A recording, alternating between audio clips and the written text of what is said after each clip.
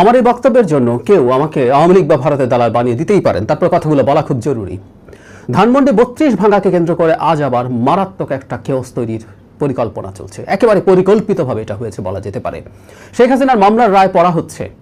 এই রায় কেমন হতে পারে আমরা মোটামুটি ধারণা করতে পারি, কারণ তার বিরুদ্ধে যথেষ্ট পরিমাণ অকাট্য প্রায় তথ্য প্রমাণ আছে।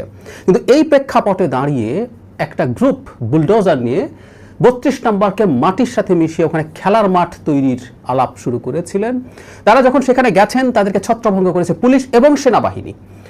আমি ব্যক্তিগতভাবে মনে করি এটার কোনো প্রয়োজন ছিল না যে তারা যারা ভাঙতে যাচ্ছেন আজ এমনিতেই বাংলাদেশের উপরে সারা পৃথিবীর ফোকাস আছে, এই রায়ের উপরে ফোকাস আছে, এখানে এই ৩২ নম্বর ভাঙতে যাওয়া, কারণ এই ৩২ নম্বর যেভাবে ভাঙতে কেউ যাচ্ছেন এটা ভাঙা নৈতিকভাবে ঠিক আছে কি বেঠিক আছে ইজ এ ডিফারেন্ট ডিবেট। আমরা মানে ৩২ নম্বরকে আওয়ামী লীগের একটা সিম্বল, আওয়ামী লীগের স্বৈরশাসন, একসময় পর্যন্ত ফ্যাসিবাদ, একসময় পর্যন্ত মাফিয়াতন্ত্রের একটা প্রতীক হিসাবে দেখি। সো এটা নৈতিক ভিত্তি আছে এটাকে ভাঙা নিয়ে চিন্তা করার, কিন্তু এটা একটা বেআইনি কাজ, এটা হলো সবচেয়ে জরুরি কথা। সুতরাং আইন শৃঙ্খলা রক্ষাকারী বাহিনী সেই বেআইনি কাজটা প্রটেক্ট করারই কথা, তারা সেটা করতে গেছেন, করেছেনও। আমরা দেখছি গুরুত্বপূর্ণ ইনফ্লুয়েন্সাররা যাদের ট্র্যাকশন আছে প্রচুর, তারা ডাক দিচ্ছেন দাঁড়াতে, মানে সেনাবাহিনীর বিরুদ্ধে দাঁড়ানোর জন্য উস্কানি দিচ্ছেন মানুষকে। এটা এক ভয়ঙ্কর পরিস্থিতি তৈরির চেষ্টা বলে আমরা পড়তে চাই, আমরা এটাকে এভাবে ইন্টারপ্রেট করতে চাই।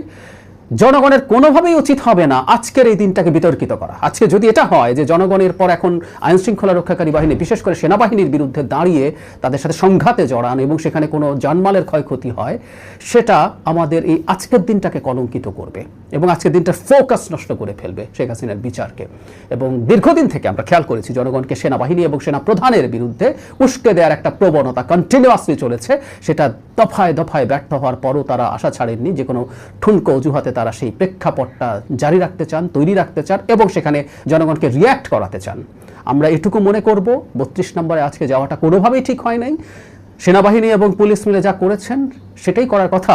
ইনফ্যাক্ট এটা তাদের আইন শৃঙ্খলা রক্ষার দায়িত্ব তাদের। এখন তাদের বিরুদ্ধে যে কোনো উস্কানির ফাঁদে যেন আমরা পা না দিই।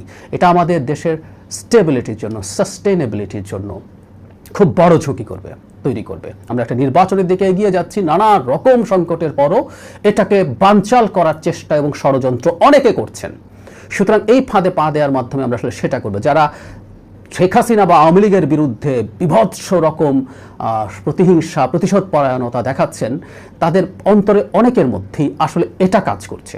আওয়ামী লীগের জন্য আমরা ন্যায় বিচার চাইছি, শেখ হাসিনা এবং তার অন্যান্য সাঙ্গপাঙ্গেরও ন্যায় বিচার হবে, সংগঠন হিসাবে আওয়ামী লীগের বিচার হবে, এগুলো আমরা প্রত্যেকটা এক্সপেক্ট করি। কিন্তু আমরা এমন কিছু করবো না যেটা আমাদের রাষ্ট্রের স্থিতিশীলতা নষ্ট করে, আন্তর্জাতিকভাবে আমাদেরকে চাপে ফেলে দেয়। সুতরাং আমি তেমন কেউ নই, আমার আহ্বানে তেমন কিছু হবে বলে মনে করি না, অনেক বড় ইম্প্যাক্ট আছে বলে মনে করি না। তারপর আমি চাই আমাদের বিশেষ করে শুভবুদ্ধির যেন উদয় হয়, আমরা কারো উস্কানির ফাঁদে যেন পা না দিই। প্লিজ আমরা কোনো রকম কোনো সংঘাতে সেনাবাহিনীর সাথে, পুলিশের সাথে যেন না জড়াই।